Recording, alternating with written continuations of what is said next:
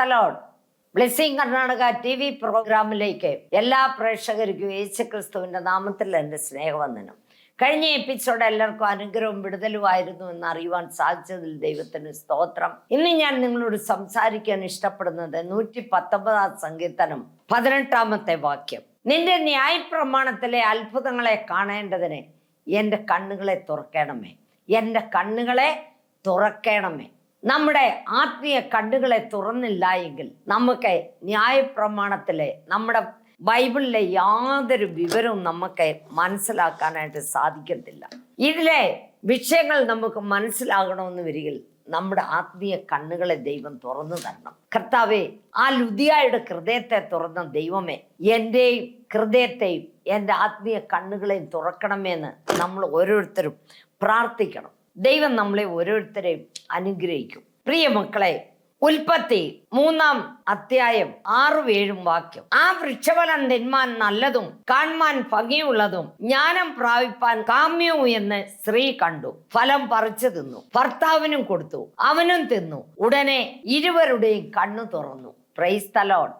ആദാമിനെയും ഹവ്വായെയും ദൈവം സൃഷ്ടി ചെയ്ത് അവരെ ഏദം തോട്ടം കാക്കുന്നതിന് വേണ്ടി അതിന് അകത്ത് വിട്ടു. അതിനകത്ത് വിട്ടിട്ട് അവരോട് പറഞ്ഞു, ഈ ഒരു വൃക്ഷത്തിന്റെ ഫലം മാത്രം നിങ്ങൾ തിന്നരുത്. ആ വൃക്ഷം നന്മ തിന്മകളെ കുറിച്ച് അറിവിന്റെ ഒരു വൃക്ഷമായിരുന്നു, അത് തിന്നരുതെന്ന് മാത്രം പറഞ്ഞു. ബാക്കി എല്ലാ വൃക്ഷങ്ങളുടെയും ഫലം തിന്നോളാൻ പറഞ്ഞു. അങ്ങനെ അവര് ദൈവത്തിന്റെ മഹിമയാൽ നിറയപ്പെട്ടവരും ദൈവവുമായിട്ട് എപ്പോഴും അന്യോന്യതയിൽ കഴിയുന്നവരുമായിരുന്നു. അങ്ങനെ ജീവിച്ചിരുന്നപ്പോൾ പാമ്പ് വന്നിട്ട് എപ്പോഴും സ്ത്രീകളെയാണ് സാത്താൻ പിടിക്കുന്നത്. ആ പാമ്പ് വന്നിട്ട് അവളോട് പറഞ്ഞു, ഈ വൃക്ഷത്തിന്റെ ഫലം തിന്നരുതെന്നല്ലേ പറഞ്ഞത് നിങ്ങളോട്? ഇത് തിന്നാൽ നീ ദൈവത്തെ പോലെ ആകുമെന്ന് പറഞ്ഞു. അവൾക്ക് അപ്പോഴത്തേക്ക് അത് ഭയങ്കര ഒരു ഇത് വന്ന് അവൾ അത് പറിച്ച് അവളും തിന്നു, അവിടെ ഭർത്താവിനും കൊടുത്തു. അത് തിന്ന ഉടനെ അവരുടെ കണ്ണ് തുറന്നു. അവര് ശരീരത്തിൽ വസ്ത്രമില്ലെന്നും അവർ നഗ്നരായിട്ട് നടക്കുകയാണെന്നും ഒക്കെ അവർക്ക് അന്നേരം മനസ്സിലായി. അവരുടനെ ഇലകളെല്ലാം തുന്നിക്കെട്ടി അവരുടെ നഗ്നത മറച്ചു. ദൈവം അന്നേരം വെയിലാറിയ സമയം നോക്കി എന്നും ഇറങ്ങി വരുന്ന പോലെ ഇറങ്ങി വന്ന് ആദാമേ ആദമേ ആദമേ എന്ന് വിളിച്ചു. അവർ രണ്ടുപേരും വൃക്ഷങ്ങളുടെ ഇടയിൽ പോയി പാത്തിരുന്നു. അവർ നഗ്നരാണെന്നുള്ളത് മനസ്സിലാക്കിക്കൊണ്ട് അവരവിടെ പോയി പാത്തിരുന്നു. ഉടനെ ദൈവം അവരോട് ചോദിക്കുന്നു, ഞാൻ നിങ്ങളോട് തിന്നതെന്ന് പറഞ്ഞ വൃക്ഷഫലം നിങ്ങൾ തിന്നുവല്ലേ? ഉടനെ ആദാം പറയുന്നു, എനിക്ക് നീ കൂട്ടിന് തന്നല്ലോ, അവളെ എനിക്ക് തന്നു, ഞാൻ തിന്നു. ഉടനെ അവളോട് ചോദിക്കുമ്പോൾ അവള് പറയുന്നു, പാമ്പ് എന്നോട് തിന്നാൻ പറഞ്ഞു, ഞാൻ തിന്നു. ഓരോരുത്തരുടെ മേലെ ആക്കുകയാണ്. ഇന്ന് ഞങ്ങള് പറിച്ച് തിന്നു, തെറ്റായി പോയി, ക്ഷമിക്കണമെന്ന് പറയുന്നില്ല. ഓരോരുത്തരുടെ മേലെ ആക്കുകയാണ്. ഈ കാലത്തും അങ്ങനെയാണ് നടക്കുന്നത്. പ്രിയ സഹോദര സഹോദരി, നമ്മള് ദൈവത്തിന് വിരുദ്ധമായി ജീവിച്ചാൽ നമ്മുടെ ജീവിതത്തിൽ യാവ ആശീർവാദമോ സമാധാനമോ നമുക്ക് കിട്ടത്തില്ല. അവൻ ദൈവത്തിന് വിരുദ്ധമായി അനുസരണക്കേട് കാണിച്ച് പാപം ചെയ്തപ്പോൾ ദൈവത്തിന് മഹിമ അവരിൽ നിന്നും വിട്ടുപോയി.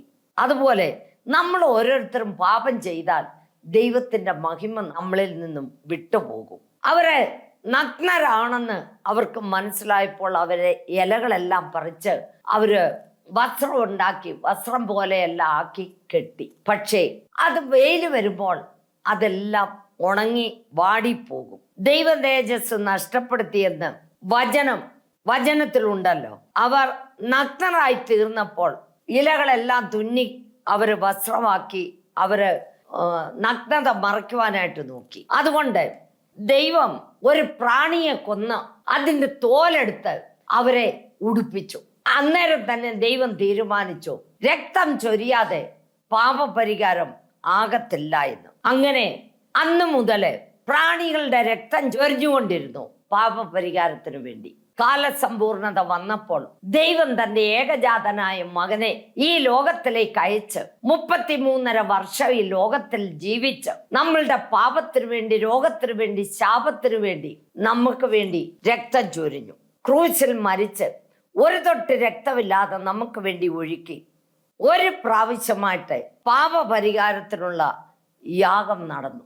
ഇനി നമ്മൾ എപ്പോഴും ആടിനെ കട്ട് ചെയ്യേണ്ടതോ പോത്തിനെ കട്ട് ചെയ്യേണ്ടതോ കാളെ കട്ട് ചെയ്യേണ്ടതോ ഒന്നിൻ്റെയും ആവശ്യമില്ല. ഒരു പ്രാവശ്യമായിട്ട് യേശു ക്രിസ്തു നമുക്ക് വേണ്ടി രക്തം ചൊരിഞ്ഞു, പാപപരിഹാരത്തിനുള്ള യാഗം നടന്നു. ഇന്ന് യേശു ക്രിസ്തുവിനെ സ്വന്തം രക്ഷകനായി സ്വീകരിച്ച് വിശ്വസിച്ച് നമ്മുടെ ആത്മീയ കണ്ണുകളെ തുറന്ന് യേശുവിനെ കാണുകയാണെങ്കിൽ നമ്മൾ രക്ഷിക്കപ്പെടും. പ്രിയ മക്കളെ, നമ്മൾ വിശ്വസിക്കണം. കർത്താവായ യേശുവിനെ സ്വന്തം രക്ഷകനാക്കി സ്വീകരിക്കണം. യേശുവേ യേശുവേ എന്ന് വിളിച്ചിട്ട് കാര്യമില്ല, ദൈവമേ ദൈവമേ എന്ന് വിളിച്ചിട്ട് കാര്യമില്ല. കർത്താവായ യേശുവിനെ നമ്മൾ സ്വന്തം രക്ഷകനാക്കി സ്വീകരിക്കണം. അവനെ കൈക്കൊണ്ട് അവൻ്റെ നാമത്തിൽ വിശ്വസിക്കുന്ന ഏവർക്കും ദൈവമക്കളാകുവാൻ അവൻ അധികാരം തന്നിരിക്കുകയാണ്. ആ അധികാരം വേണമെങ്കിൽ നീ ദൈവത്തെ സ്വന്തം രക്ഷകനാക്കി സ്വീകരിക്കുകയും കർത്താവായ യേശു എനിക്ക് വേണ്ടി മരിച്ചടക്കപ്പെട്ടു 3-ാം ദിവസം ഉയർത്തെഴുന്നേറ്റ് ഇന്ന് ജീവിക്കുന്ന ദൈവം ഒന്ന് വിശ്വസിക്കുകയും ചെയ്യുകയാണെങ്കിൽ നമുക്ക് നഷ്ടമായതെല്ലാം തിരിച്ചു കിട്ടും. നമുക്ക് നഷ്ടമായത് എന്താണ്? ദൈവ തേജസ് നഷ്ടപ്പെടുത്തി കളഞ്ഞു.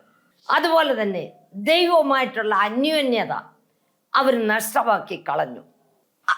ഏദൻ തോട്ടം നഷ്ടമാക്കി കളഞ്ഞു. ഇതെല്ലാം നമുക്ക് തിരിച്ചു കിട്ടുന്നതിന് വേണ്ടിയാണ് നമ്മൾ ഈ കഷ്ടപ്പെടുന്നതും ഓടുന്നതും മറ്റുള്ളവരുടെ നിന്ന അനുഭവിക്കുന്നതും.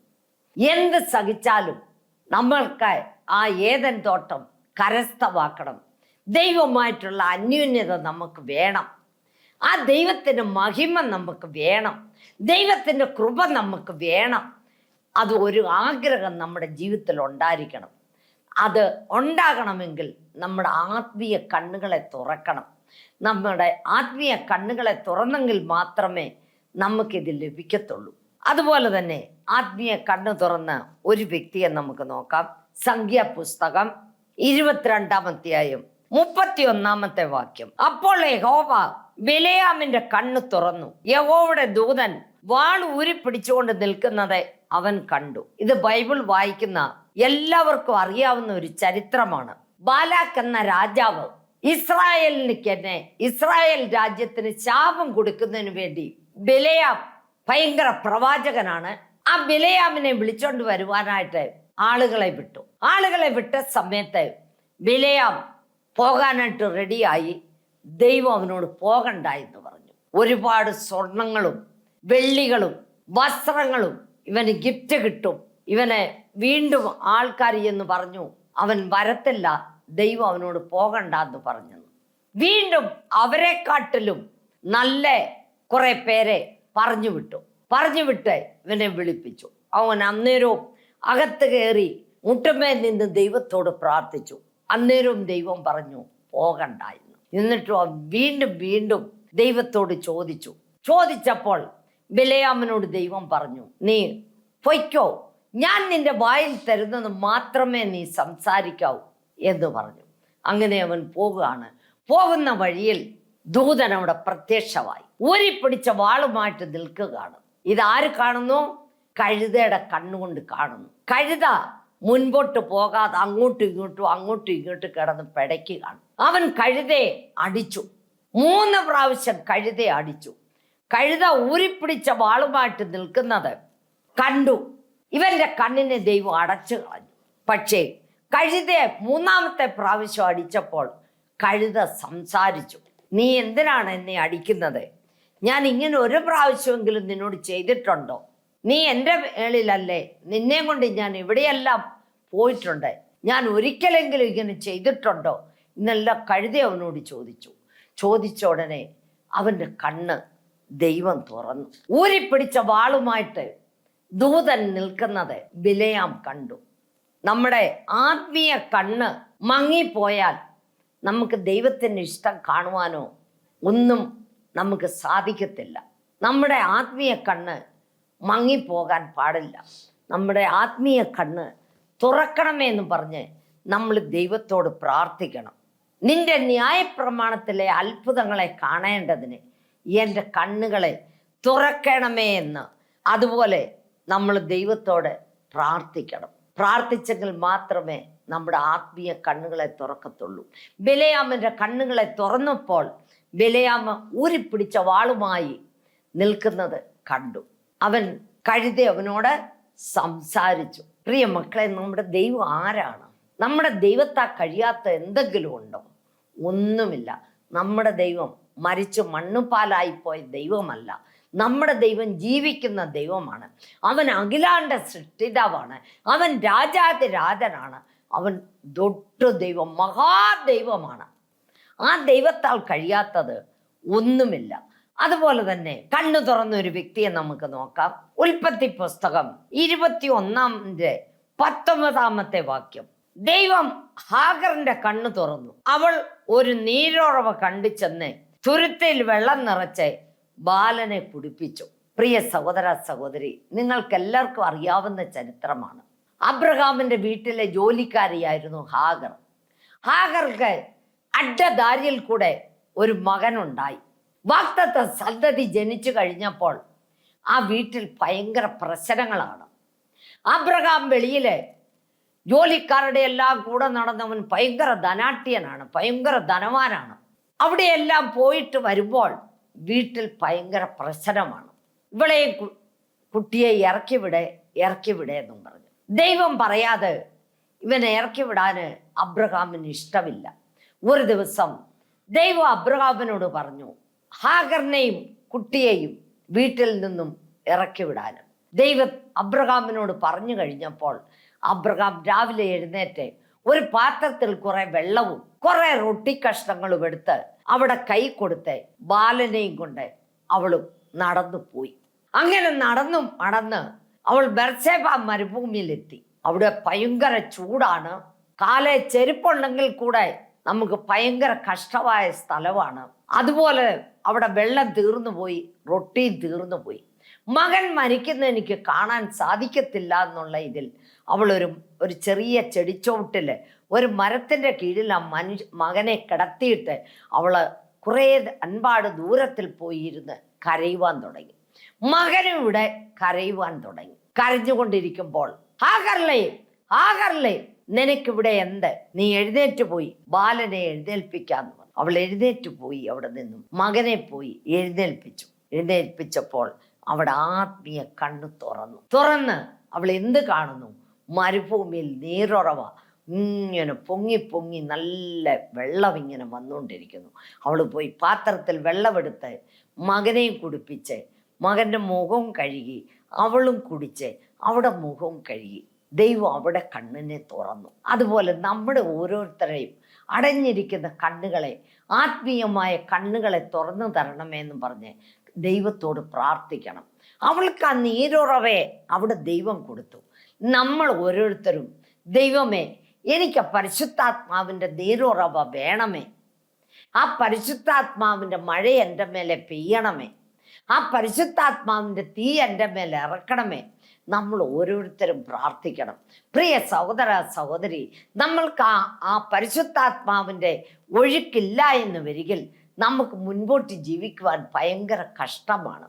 ആ പരിശുദ്ധാത്മാവ് നമ്മളിൽ ആ ശക്തി ഉണ്ടെങ്കിൽ മാത്രമേ നമുക്ക് മുമ്പോട്ട് ജീവിക്കുവാൻ സാധിക്കത്തുള്ളൂ. ഇല്ല എങ്കിൽ നമ്മുടെ ആത്മീയ കണ്ണുകൾ അടഞ്ഞു പോകും. ആ പരിശുദ്ധാത്മാവിൻ്റെ നീരുറവ നമ്മുടെ മേൽ ഒഴിയെങ്കിൽ മാത്രമേ നമ്മുടെ ആത്മീയ കണ്ണുകളെ തുറക്കുവാനായിട്ടും നമുക്ക് തിരുവചനത്തിൻ്റെ രഹസ്യങ്ങളെ മനസ്സിലാക്കുവാനായിട്ട് സാധിക്കത്തുള്ളൂ. നമ്മുടെ കേരളം ഗോഡ്സ് ഓൺ കൺട്രി എന്നായിരുന്നു പറഞ്ഞു കേട്ടത്. ഇന്നത് സൈത്താൻ കൺട്രി ആയിട്ട് മാറിയിരിക്കുകയാണ്. ന്യൂസുകൾ കണ്ടാൽ സഹിക്കാനും ക്ഷമിക്കാനും പറ്റത്തില്ല. ഇനി നമ്മുടെ കേരളത്തിൽ എന്താണ് സംഭവിക്കുന്നതെന്ന് നമുക്ക് അറിയാൻ പറ്റത്തില്ല. ദൈവം നമ്മുടെ കേരളത്തെ നശിപ്പിച്ച് കളയാതെ നിങ്ങൾ ഓരോരുത്തരും കണ്ണുനീരോടുകൂടെ പ്രാർത്ഥിക്കണമേ എന്ന് ഞാൻ അപേക്ഷിക്കുകയാണ്. അതുപോലെ തന്നെ നമുക്ക് ഇനി ഒരു വ്യക്തിയെ നോക്കാം. 2 രാജാക്കന്മാർ 6-ാം അധ്യായം 17-ാമത്തെ വാക്യം. പിന്നെ എലീശ പ്രാർത്ഥിച്ചു, യഹോവേ, ഇവൻ കാണത്തക്കവണ്ണം ഇവന്റെ കണ്ണ് തുറക്കണമേ എന്ന് പറഞ്ഞു. യഹോവ ബാല്യക്കാരന്റെ കണ്ണ് തുറന്നു.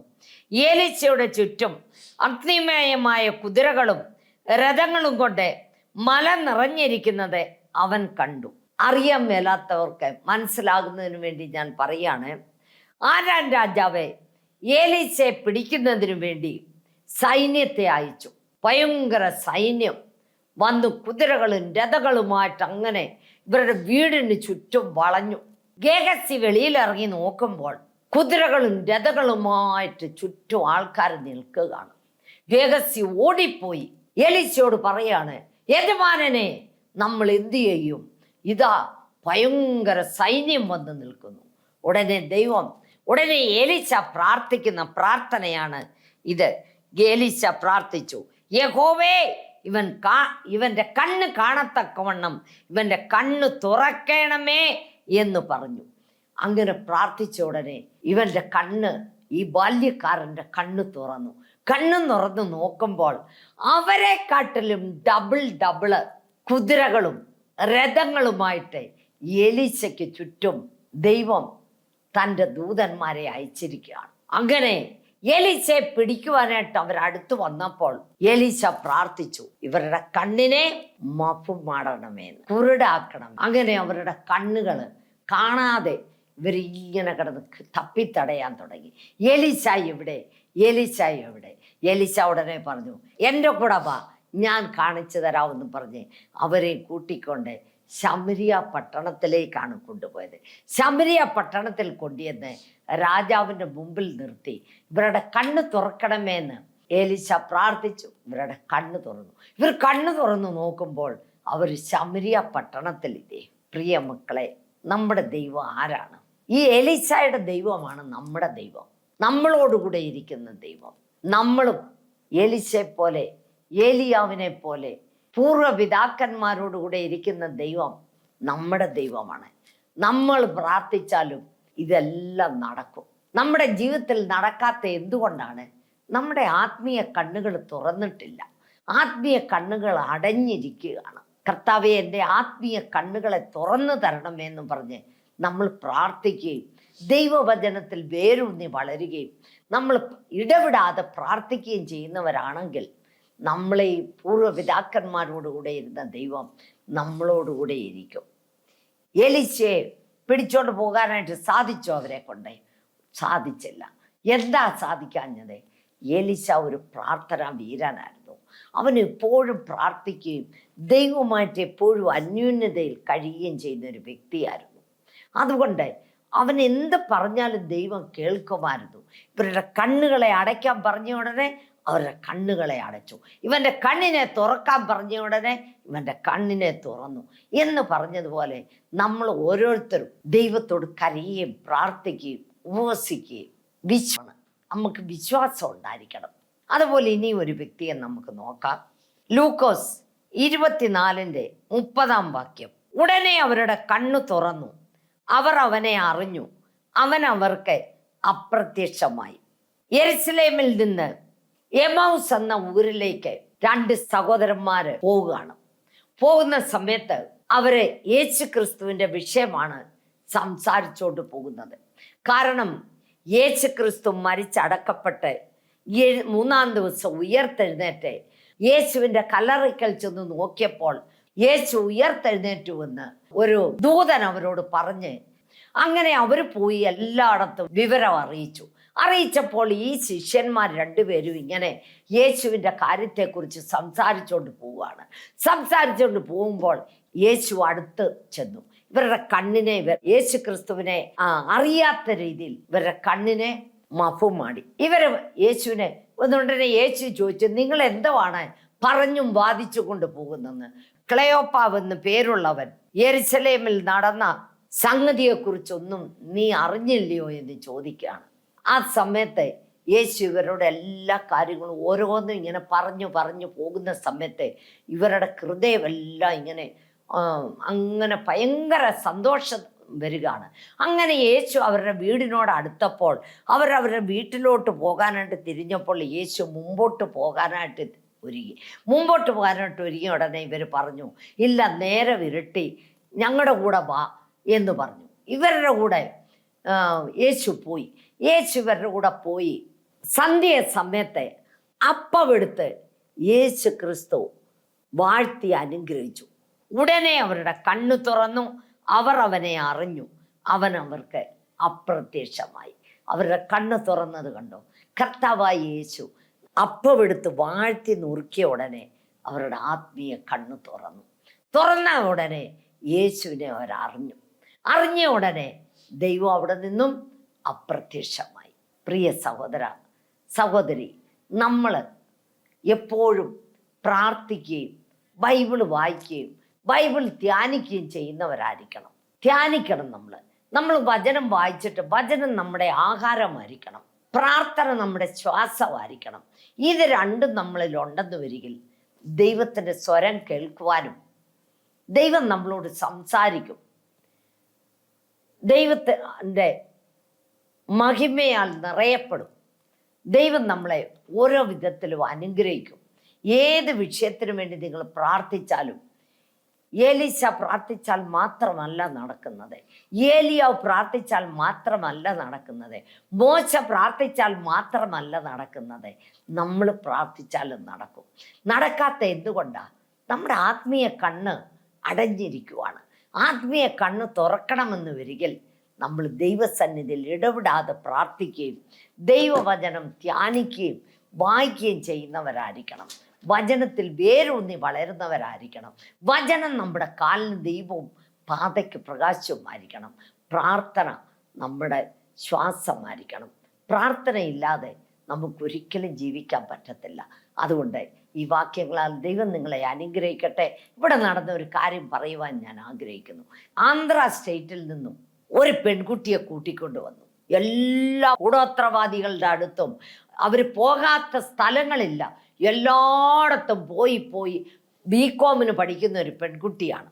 1 വർഷം മാത്രമേ അവള് ബികോമിന് പോയുള്ളൂ. അത് കഴിഞ്ഞപ്പോൾ ആ കുട്ടി ഒരു ഊമയായി തീർന്നു. ആ കുട്ടിക്ക് പിന്നെ അവിടെ ആത്മീയ കണ്ണു അടഞ്ഞു പോയി. അവിടെ എല്ലാം അവൾക്ക് വർത്താനം പറയാനും മേല, അവൾക്ക് കഴിക്കാനും മേല, അവൾക്ക് കുടിക്കാൻ ഒരു ഊമ ഇരിക്കുന്ന പോലെ ഇരിക്കുക, ഇങ്ങനെ കാണിക്കുക. അപ്പോഴത്തേക്ക് അവൾ മറിഞ്ഞടിച്ച് താഴെ വീണ് അവിടെ കിടക്കും 1 മണിക്കൂർ നേരം. അങ്ങനെ ഒരു പെൺകുട്ടിയെ കൊണ്ട് ആരോ ഞങ്ങളുടെ ഈ ചർച്ചിൽ വരുന്നവരെ അവിടെ റിലേഷൻ അവരുടെ ആന്ധ്ര സ്റ്റേറ്റിൽ ചെന്നപ്പോൾ ഞങ്ങളുടെ സഭയിൽ കൊണ്ടുവന്നാൽ ഈ പെൺകുട്ടി രക്ഷപ്പെടും, നിങ്ങൾ കൊണ്ടുവരാൻ പറഞ്ഞു. അങ്ങനെ അവർ ഒരാഴ്ച കൊണ്ടുവന്ന് ഞങ്ങളുടെ പള്ളിക്കകത്ത് ആ പെൺകുട്ടിയെ കിടത്തി. ഞാൻ ആ പെൺകുട്ടിയുടെ ശരീരത്തിൽ നിന്നും 16 സാത്താനെ ഇറക്കി. 16 പേരും പേര് പറഞ്ഞ് ഇറങ്ങിപ്പോയി. ഈ കഴിഞ്ഞ ഞായറാഴ്ച കഴിഞ്ഞ മാസമാണ് ഇത് നടന്നു പ്രാർത്ഥിച്ച് അവൾ നല്ലതായി. അവളെ നിങ്ങൾ ഇവിടുന്ന് പൊക്കോളാൻ പറഞ്ഞ് അവർ പോയി. ഈ കഴിഞ്ഞ ഞായറാഴ്ച, ഇന്നലെ ഞായറാഴ്ച, ആ പെൺകുട്ടി ഞങ്ങളുടെ പള്ളിയിൽ അപ്പനും അമ്മയും 2 ആങ്ങളമാരും ഈ പെൺകുട്ടിയും കൂടെ വന്നു. എനിക്ക് ഈ പെൺകുട്ടിയെ കണ്ടിട്ട് മനസ്സിലായില്ല.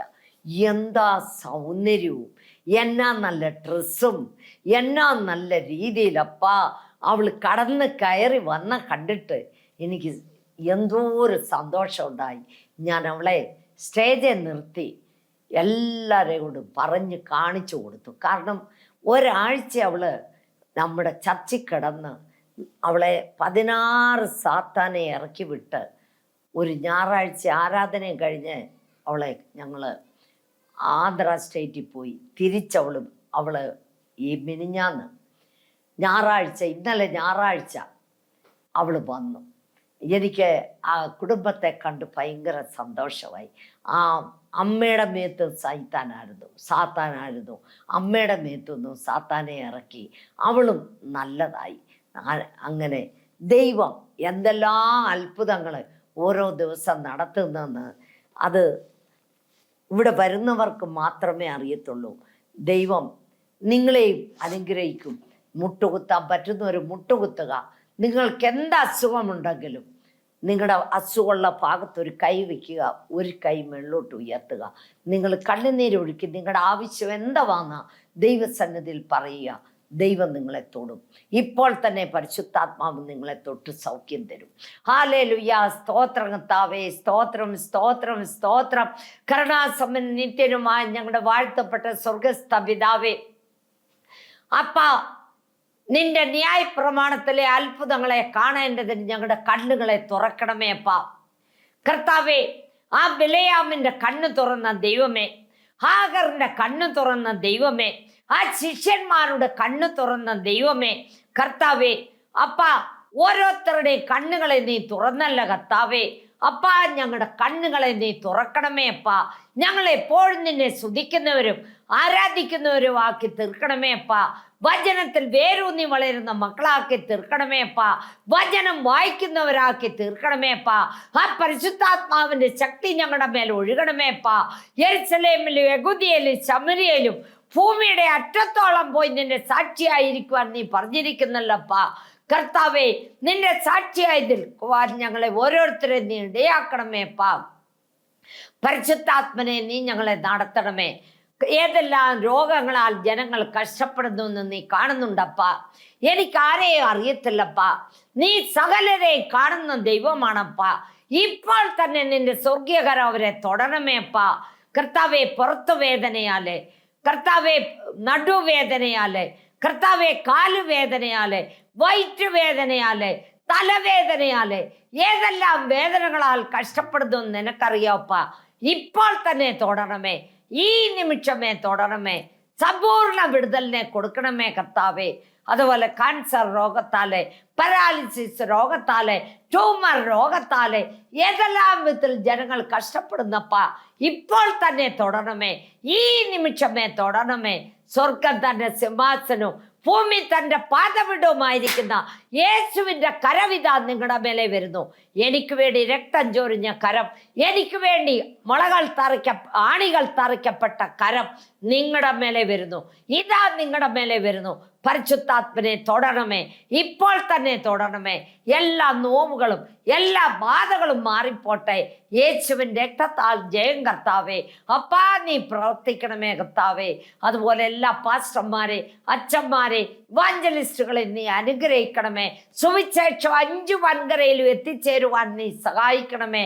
ആരും നശിച്ചു പോവാൻ നീ സമ്മതിക്കല്ലപ്പാ കർത്താവേ. എത്രയോ ജനങ്ങൾ നശിച്ചു കൊണ്ടിരിക്കുന്നപ്പാ, കുടിച്ചു കൂത്താടി കർത്താവേ. അപ്പാ ദൈവമേ, ലഹരിയാല് എത്രയോ മക്കൾ നശിക്കുന്നപ്പാ. അവരോട് നീ ഇടപെടണമേ അപ്പാ.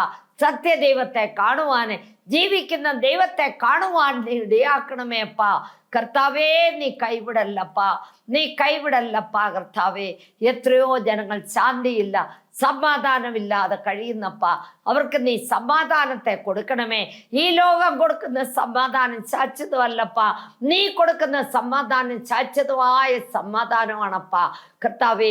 ഞാൻ എൻ്റെ കണ്ണ് പർവ്വതങ്ങളിലേക്ക് ഉയർത്തുന്നു. എനിക്ക് സഹായം ഇവിടെ നിന്ന് വരും. എൻ്റെ സഹായം ആകാശത്തെ ഭൂമിയെ ഉണ്ടാക്കിയ യഹോവയെങ്കിൽ നിന്ന് വരുന്നെന്ന് പറയുവാൻ നീ ഇടയാക്കണമേ അപ്പാ കർത്താവേ. അപ്പാ, കൂരയിൽ താഴ്വരയിൽ കൂടെ നടന്നാലും നിനക്ക് യാതൊരു അനർത്ഥവും സംഭവിക്കില്ല എന്ന് പറഞ്ഞിരിക്കുന്നല്ലപ്പാ. ആർക്കും ഒരനർത്ഥവും വരുവാൻ നീ വിടല്ലപ്പാ കർത്താവെ. പാമ്പിനെയും തേളിനെയും ചവിട്ടുവാൻ നീ ഞങ്ങൾക്ക് അധികാരം തന്നിരിക്കുന്നല്ലപ്പാ.